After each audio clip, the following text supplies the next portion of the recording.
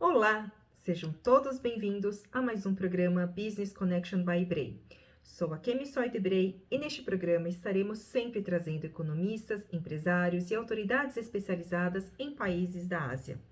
Você vai conhecer também o panorama geral sobre os países asiáticos e suas relações bilaterais com o Brasil, vislumbrar novas possibilidades de negócios entre o Brasil e a Ásia e também ficar por dentro das dicas de etiqueta no mundo dos negócios nos países asiáticos. No episódio de hoje, vamos conversar com dois especialistas sobre assuntos da China. Neste programa, recebemos muitas pessoas ilustres e altamente gabaritadas. E hoje, não muito diferente, temos conosco o professor Marcos Vinícius de Freitas, que é formado em Direito na USP e é mestre em Direito, Economia e Relações Internacionais nas mais renomadas instituições dos Estados Unidos. Possui uma vasta experiência profissional de liderança em grandes empresas brasileiras e também internacionais, com passagem como, por exemplo, no BID em Washington, D.C., em Chicago e Illinois. Também lecionou Direito, Relações e Negócios Internacionais nos cursos de graduação e pós-graduação na FAP, onde também foi o coordenador do curso de Relações Internacionais. Foi professor visitante na Blavatnik School of Government, na Universidade de Oxford. Fluente em português, inglês, espanhol e francês, é atualmente professor visitante na Universidade de Relações Exteriores da China. É também Senior Fellow do Policy Center de New South, em Marrocos. Agora, pense numa plataforma de cooperação comercial entre o Brasil e a China. Você conhece alguma? Talvez você já tenha escutado falar na Canton Fair e se questionou sobre a existência de algum profissional que poderia fornecer apoio no desenvolvimento de negócios ou numa missão ou numa feira à China. Henrique Reis é o gerente de relações internacionais no grupo China Trade Center, responsável por estabelecer parcerias privadas e governamentais no Brasil e exterior para ações diversas, incluindo feiras de negócios, eventos promocionais, entre outros. Atualmente, atua na área de relações internacionais pela China-Brasil Investimento, na promoção de projetos que servem como plataformas de negócio para empresas de todos os portes e atua também como um dos porta-vozes da empresa e de boa parte de seus projetos. É uma honra tê-los em nosso programa, professor Marcos Vinícius e Henrique Reis. Muito obrigada pela presença de vocês. Nós é que agradecemos, né, Henrique, pela oportunidade. Muito obrigado, é uma honra, é um prazer estar aqui com vocês. Professor Marcos, durante esse período de pandemia na China, a China já passou por diversas fases, incluindo a terceira onda. Como ela tem conseguido contornar toda essa questão econômica atualmente? Eu acredito que os chineses fizeram uma coisa diferente da maior parte dos países no Ocidente, que apanharam profundamente com a crise da pandemia do Covid-19. Nós vemos que, e foi até assunto de uma conversa que eu tive hoje, os países ocidentais eles são muito indisciplinados, né? Porque a gente sempre tem aquela questão da democracia, do meu direito, isso e aquilo, enquanto que as sociedades asiáticas elas têm um perfil diferenciado com relação à função do Estado, como o Estado é percebido, porque nós, por exemplo, acho que desde a época do Reagan, a gente acha que o Estado é inimigo, e não é o caso, por exemplo, na China, né? O Estado na China ele é considerado uma parte essencial da vida do cidadão, é como se fosse um patriarca dentro da família. Então, havia essa questão da posição do Estado na sociedade que fez com que os chineses obedecessem mais ao comando centralizado do Estado nas medidas que foram implementadas. E, em segundo lugar, que a gente também não pode esquecer, é que, além dessa disciplina, houve a utilização de várias tecnologias no sentido de monitorar quem tinha a Covid e de alguma forma, testar, né? A grande coisa que aconteceu na China foi a utilização da tecnologia para testes das pessoas e de isolamento quando necessário. Agora, eles não erraram nessas políticas em razão da experiência que tiveram com a SARS em 2002. Isso preparou a China para enfrentar a pandemia agora, junto com a Coreia do Sul, que também fez de maneira até muito inadequada. Taiwan, países que passaram pela crise em 2002, conseguiram resolver o assunto mais rapidamente. E o que aconteceu? Qual foi a nota, né, que derivou de tudo isso?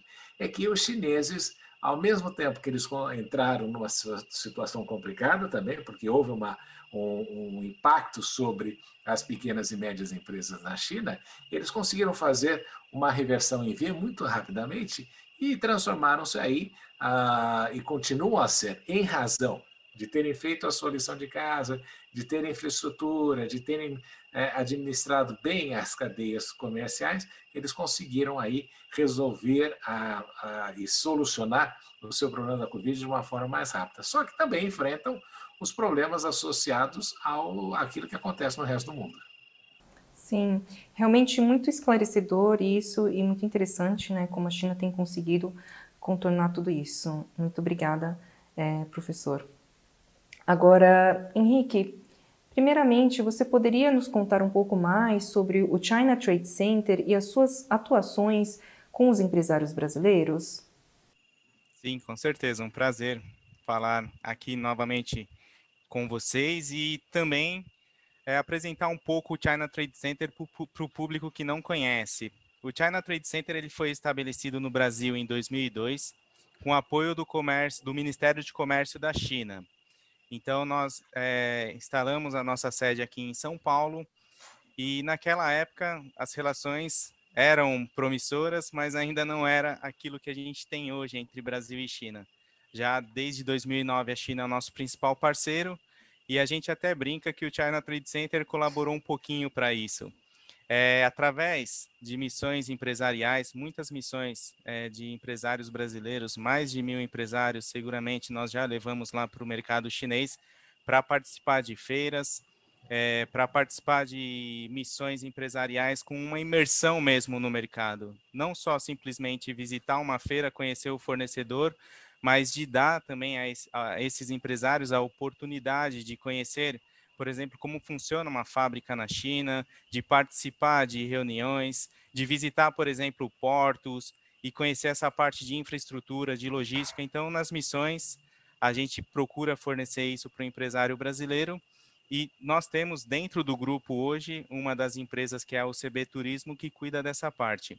Eu trabalho na China Brasil Investimento, nós temos aí desenvolvido o que a gente chama de plataformas de negócios, que são feiras, seminários de promoção de províncias, de oportunidades de negócios, muitos desses já com a participação, com a contribuição do IBREI. E a gente, por exemplo, tem a feira no setor têxtil, que é a Goltex. Essa feira a gente organiza no Brasil.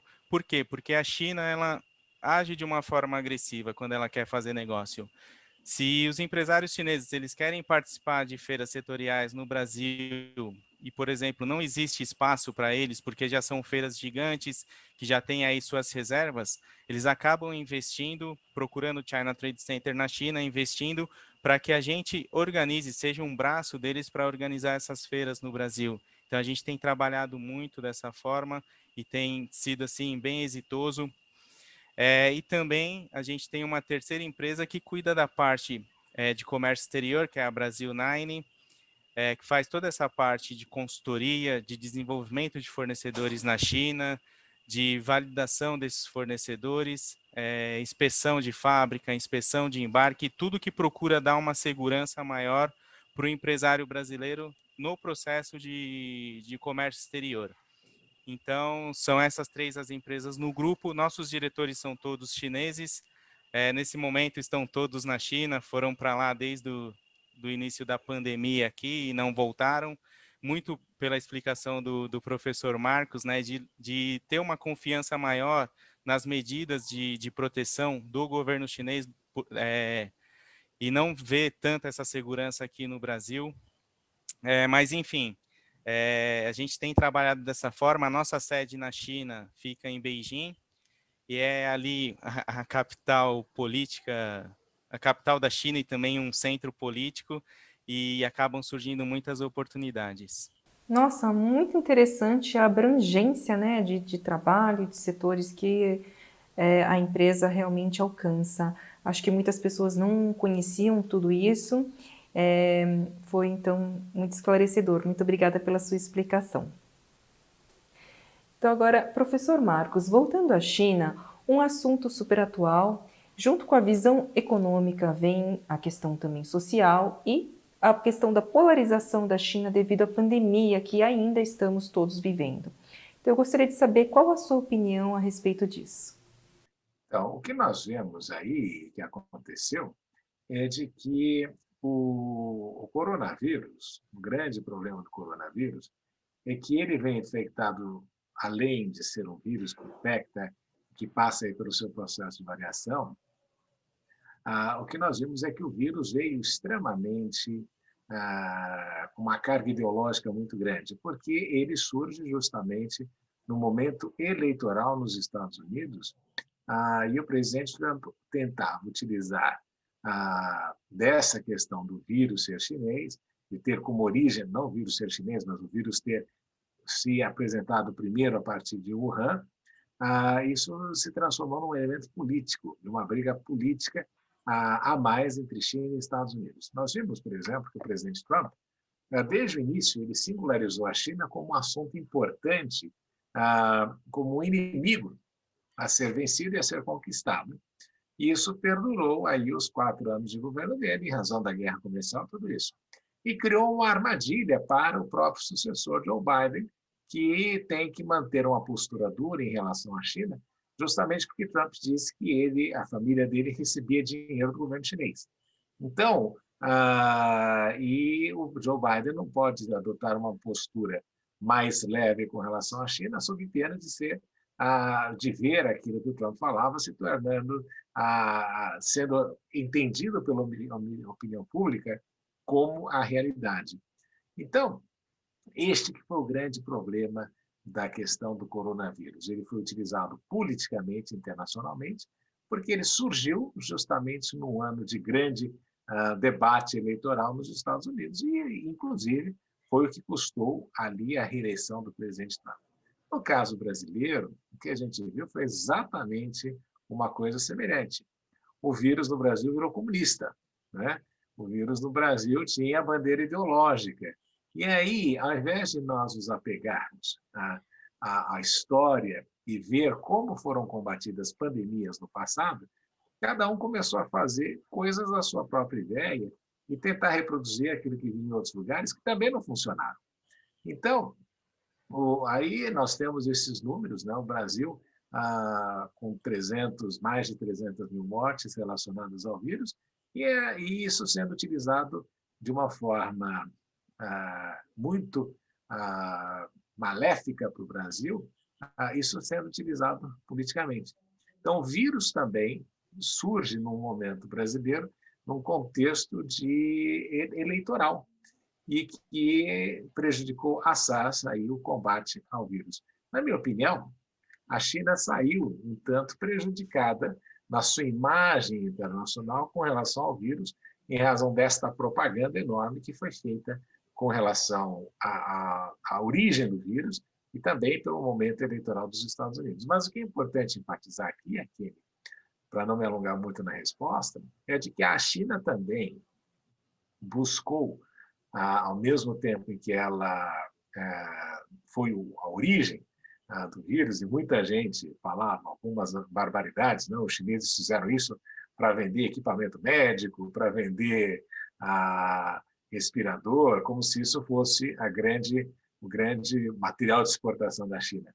A China foi prejudicada, mas como ela conseguiu sair, primeiramente, da crise, antes de todo mundo, teve um impacto econômico positivo para os chineses. E, por outro lado, e aqui eu concluo essa resposta, os chineses souberam e têm sabido utilizar também da vacina como instrumento de política internacional. Veja só o que aconteceu, e aqui é uma nota curta de rodapé. Nós vimos que das vacinas produzidas, da maior quantidade de vacinas produzidas, 7 países no mundo, que são os países mais ricos, são os que detêm as vacinas. E o único país que está por aí distribuindo vacina e ajudando e atuando em conjunto é a China. Então, você vê que, ao mesmo tempo que veio uma carga altamente ideológica, na questão do compartilhamento do conhecimento, os chineses aí têm tido uma atuação mais importante, mais relevante. Muito esclarecedor essas informações, professor. Muito obrigada. Nada como um especialista, né, para estar abordando esse assunto, trazendo aqui as informações realmente corretas e com seriedade. Muito obrigada. Henrique, estamos em um momento onde o ambiente digital veio com muita força.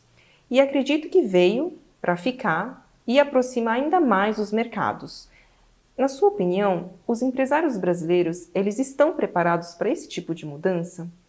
E principalmente a China, que trouxe seus maiores eventos, né, para plataformas digitais. Você poderia dividir conosco sobre esses eventos e a participação brasileira nisso? Não, com certeza. A pandemia fez todo mundo ter que se mover, se reinventar, como a gente diz, né, para buscar novos meios, novas alternativas aí de continuar tentando aí desenvolver seus negócios. E o meio digital, os eventos online foram muito, muito importantes para isso. Logo que a pandemia começou no Brasil, em meados de março de 2020, nós demoramos um tempo ainda para começar a, a realizar esses tipos de evento. Mas o que foi interessante, como o próprio professor Marcos já explicou, a China ela teve uma medida muito boa com relação ao vírus e acabou aí conseguindo controlar de uma forma esperada, para muitos até além do que era esperado. Isso foi muito positivo. E a China começou a se mexer, a se mover, e uma das maneiras foi através dos eventos digitais, dos eventos online. E o brasileiro tinha aquilo ainda como novidade, mas com o passar do tempo, durante o ano de 2020, eles já foram se adaptando melhor. E nós tivemos aí rodadas de negócios, nós tivemos feiras online, convidamos muitas empresas brasileiras para participar e pudemos ver o positivo dessas reuniões quando surgiram resultados concretos. Ou seja, foi a forma ali de manter esse relacionamento, de manter as conversas, fazer com que as coisas caminhassem mesmo em meio a uma pandemia.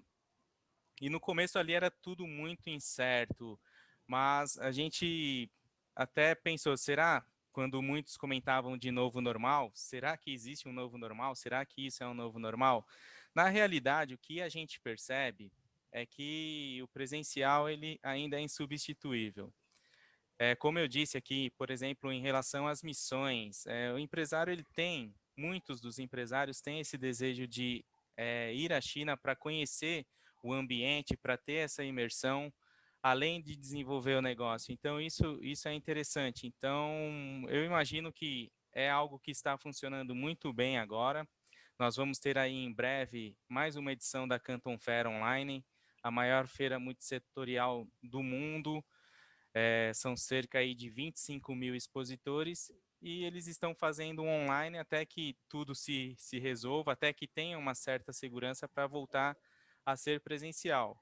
Mas, para concluir, eu acho que o brasileiro ele tá se preparando, sim, para estar seguindo aí com os negócios dessa maneira, mas o online pode ser uma alternativa híbrida para o futuro, mas não vai substituir o presencial. Concordo com você 100%, Henrique.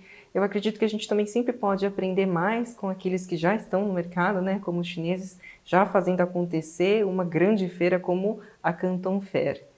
Agora, professor Marcos, quais seriam as perspectivas econômicas da China no futuro próximo? E a sua influência também no cenário internacional? Poderia compartilhar um pouquinho sobre isso conosco? Eu acredito que os resultados econômicos da China superaram o que a gente imaginava, né? Nós pensávamos que num ano assim, com guerra comercial, tudo isso, o resultado chinês fosse diferente. De fato, se você lembrar, na última reunião do Partido Comunista da China, eles nem anunciaram meta de crescimento, né? Houve um silêncio sobre a meta de crescimento e aí nós vimos que os primeiros resultados já mostram um crescimento acima do esperado, acima daqueles 5% que alguns esperavam. porque justamente a China conseguiu reverter o quadro da pandemia de uma maneira mais rápida, mais sólida, porque não porque os chineses são muito mais inteligentes ou superiores, mas porque eles criaram, ao longo do seu processo histórico, uma infraestrutura que lhes permite ter uma resposta rápida. Né? Você tem portos, você tem trens, isso, e uma integração de cadeia de produção que é muito relevante e coordenada a partir da China com relação até mesmo ao restante dos países asiáticos que contribuem neste processo. Então, a perspectiva chinesa de crescimento, e também eu tenho que acrescentar aí um aspecto importante. Em 2049, a China completa 100 anos, a República Popular da China completa 100 anos. E uma das coisas importantes, que é o objetivo do presidente Xi Jinping, que é também o presidente do Partido Comunista da China, é que o secretário-geral do Partido Comunista da China, é que em 2049 a renda per capita dos chineses esteja em 25 mil dólares. Não é? Se nós pensarmos isso, significa que nos próximos anos nós ainda vamos ver um crescimento econômico chinês acelerado, claro que não nos níveis anteriores, mas comparativamente mais acelerado, e isso terá aí um impacto global, né? Isso vai se refletir no maior consumo chinês.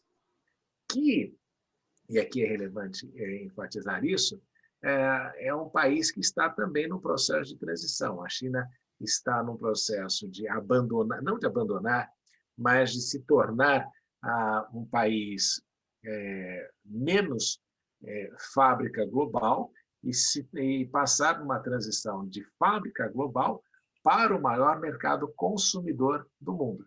Essa é a grande transição que ocorre hoje em dia na China e essa é a perspectiva dos próximos anos, porque a produção na China também está ficando cara, não é mais aquele mercado em que a gente achava que a mão de obra era baratíssima, que era trabalho escravo, não, isso aí já não é mais a realidade, inclusive com salários bem mais elevados, como Beijing, Shanghai, Guangzhou, onde você tem outras áreas em que o salário é mais alto. E o resultado é de que hoje em dia produzir na China, para algumas coisas, pode não ser tão barato quanto produzir na Malásia, no Vietnã, no Camboja. E isso você vê acontecendo. E qual é o objetivo chinês? Transformar a China naquilo que ela sempre foi, a grande potência econômica mundial e, com certeza, aí o maior mercado consumidor do mundo. Muito interessante, professor, e muito valiosas essas informações que o professor trouxe para o nosso programa, né? Inclusive, no programa antes, que foi feito junto com o presidente do IBREI, também foi comentado justamente sobre isso, de que a China realmente, as pessoas têm essa noção, elas têm essa imagem de que a China apenas ela está vendendo para o mundo, mas é tão engraçado porque às vezes as pessoas não pensam que ela realmente é uma das maiores consumidoras também, né? Então, muito bem falado, muito obrigada. Agora, Henrique, recentemente também temos visto diversas notícias no mundo sobre a ilha de Hainan e os objetivos do governo chinês de torná-la, essa ilha, como um centro de livre comércio. Eu gostaria muito que você pudesse contar um pouquinho mais sobre essa iniciativa e como o Brasil ele poderá se beneficiar com isso. Não, sim, realmente Hainan tem sido destaque. Acredito, não foi dito nunca de uma forma tão explícita, mas os recentes conflitos com Hong Kong, acho que levou o governo chinês a buscar uma outra alternativa de ter uma nova porta de entrada comercial de negócios entre a China e o mundo. Entrada e saída, na verdade, um novo centro de comércio ali. E Hainan é uma ilha ao sul, próximo até a Hong Kong, e a China tornou essa ilha uma zona de livre comércio, uma zona franca. Então, você pode imaginar, quando a gente faz uma viagem internacional, a nossa alegria é quando pode passar pelo Duty Free e comprar produtos com preços mais acessíveis. E a China está criando ali uma ilha da mesma maneira, onde está atraindo as grandes marcas internacionais justamente para se instalarem ali através de incentivos fiscais e outros incentivos para que essas empresas, as multinacionais, essas grandes marcas internacionais se instalem ali. E a ilha, ela tem uma diferença também para Hong Kong. A China tem uma costa muito grande, mas você não vê praias próprias para turismo, para banho. E a ilha tem praias bonitas que já atraem muitos turistas. Em 2019, entre chineses e estrangeiros, a ilha teve aí cerca de 100 milhões de visitantes, 100 milhões de turistas naquele ano, já impulsionada também pelo comércio. E a China, em breve, tem já o projeto de tornar ali também um porto livre. O que seria isso? É parecido, para quem conhece um pouco do comércio exterior, um entreposto. O entreposto seria a possibilidade de você exportar seu produto para aquela região sem pagar os impostos, deixar armazenado, e a partir do momento que ele é vendido, aí sim vão ser recolhidos os impostos. Então, é uma facilidade aí para desenvolver o negócio ali na região. Então, é isso que a China tem planejado, já tem trabalhado bastante ali para desenvolver a ilha e já tem trazido muitos resultados, pelo que a gente tem visto aí nas notícias. É algo para a gente ficar de olho, inclusive em breve, já tá, na verdade, agendado para maio deste ano, a Expo Hainan. É uma feira justamente para as empresas do mundo todo que tiverem interesse de participar, irem até lá, expor seus produtos e tentar desenvolver negócios e até mesmo atração de investimento. Eles têm essa parte de atração de investimento para que empresas de todo mundo possam se instalar. Enfim, é uma nova porta de entrada aí para a China continental.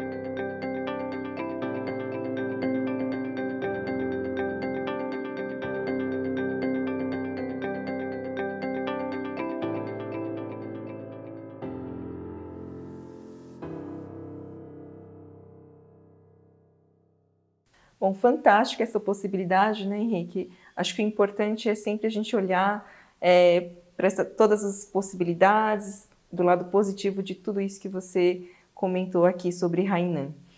Agora, falando um pouquinho sobre agronegócio. Na sua percepção, professor Marcos, o agronegócio pode impulsionar a parceria entre os países?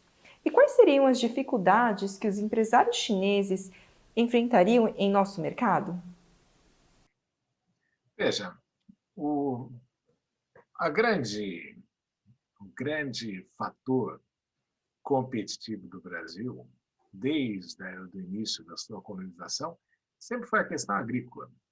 Isso se deve ao fato de que nós temos três coisas em abundância. Nós temos terra, nós temos sol e nós temos água. Então, quando você junta essas três coisas em abundância, você consegue ter uma competitividade em relação ao produto agrícola muito maior do que em outros lugares. Se você pensar na questão chinesa, eles estão no deserto, tem montanhas, né? Então, você não tem a mesma quantidade de terras aráveis que tem no Brasil.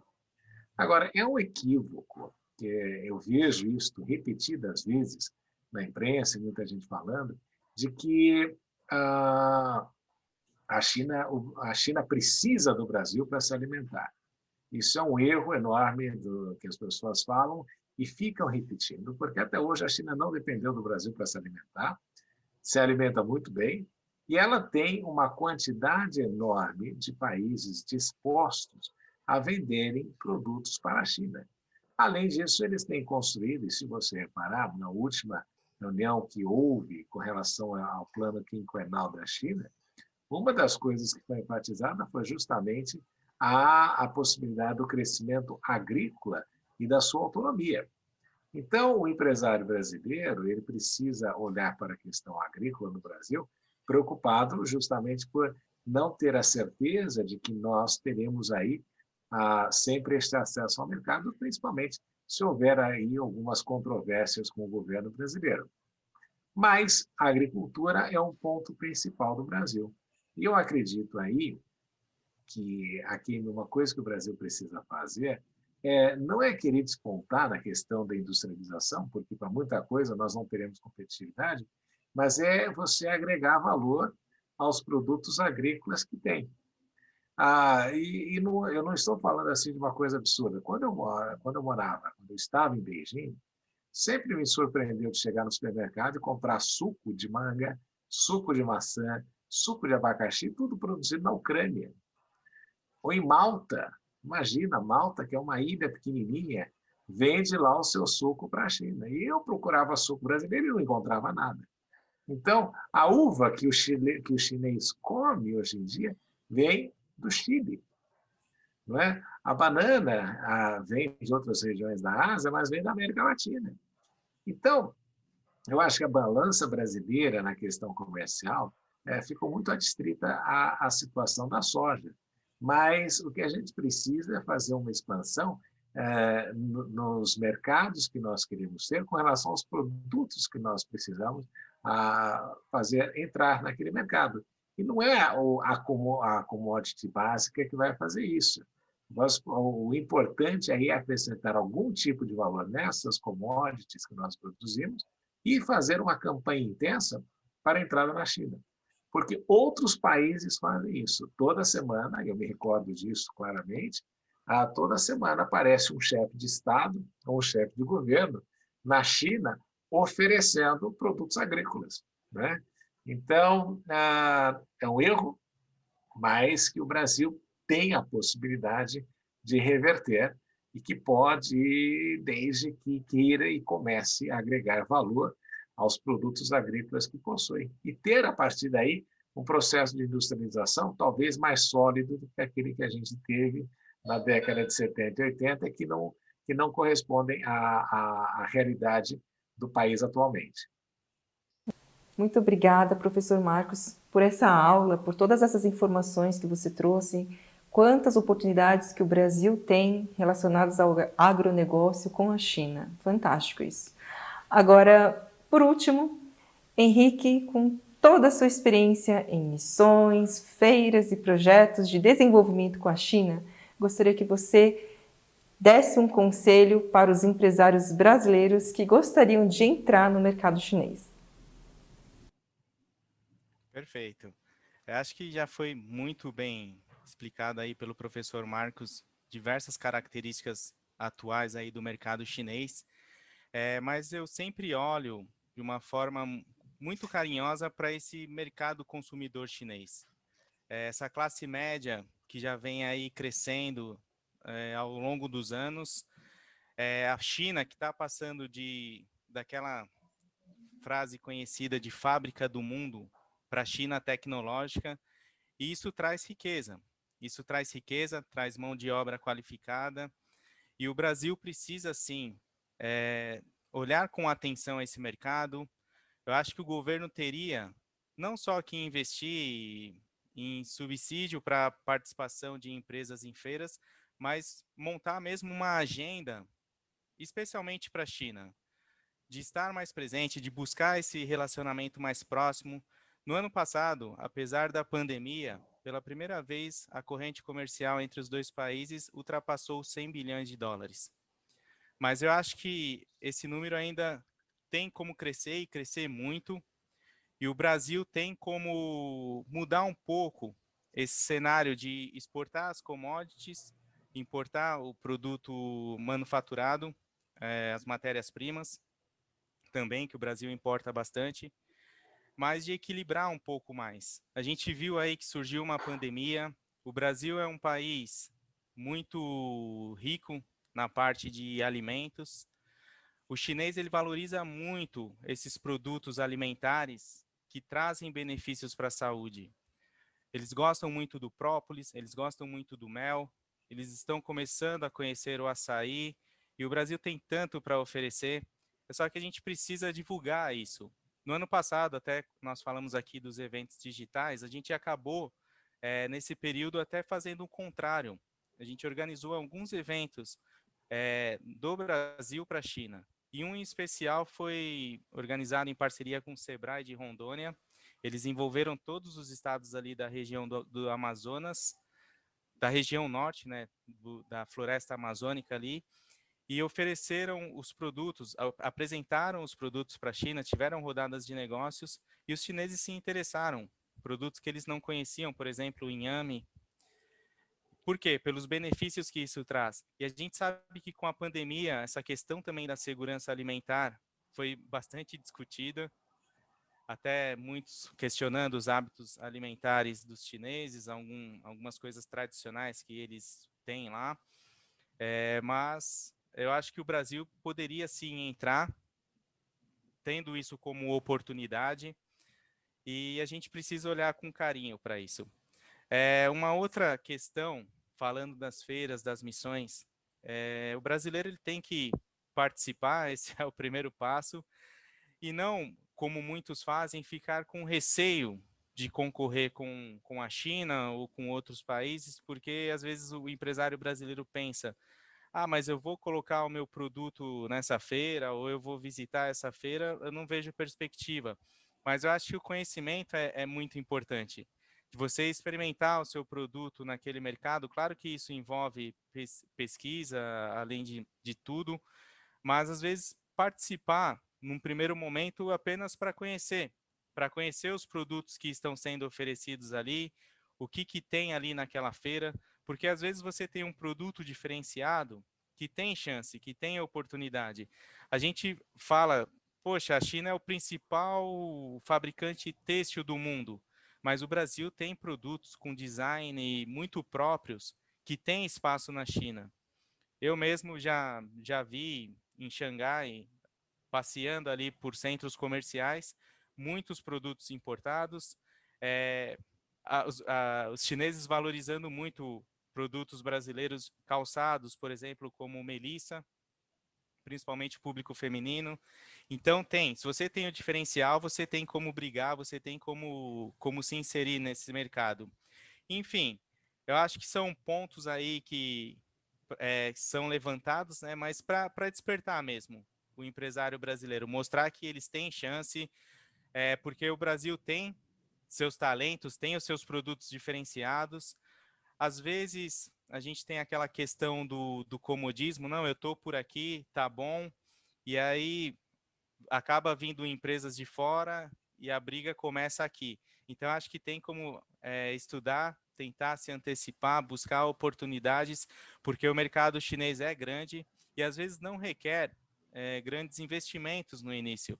O que tem crescido muito na China também é o cross-border, ou seja, através do e-commerce, os chineses têm comprado produtos no exterior e recebido em suas casas. Aqui também essa modalidade vem aumentando aí nos últimos anos. E, enfim, são oportunidades que estão aí e que tem que ter um olhar mais carinhoso, porque elas existem e E assim, se a gente não aproveitar, outros acabam aproveitando, né? Então, eu queria deixar aí essa mensagem. Mas essas informações que você compartilhou aqui com a gente, Henrique, olha só quantas oportunidades, né? Enquanto você também falava sobre todas essas possibilidades da China, me veio várias coisas na mente também. Você mencionou também outros países asiáticos. Enfim, realmente eu acredito que todas as pessoas que estão nos assistindo devem ter se beneficiado com essas informações. Quero agradecer aqui imensamente pela presença do professor Marcos Vinícius e você, Henrique Reis. Muito obrigada mais uma vez por participarem do nosso programa Business Connection by Ebrei. Hoje abordamos um pouco sobre questões econômicas da China e sobre as feiras e projetos do China Trade Center. Espero que você tenha gostado do nosso programa e do conteúdo que trouxemos. Se você gostou, convido você a nos acompanhar em nossas redes sociais, compartilhe com seus amigos e ajude-nos também a divulgar a cultura asiática no mundo dos negócios.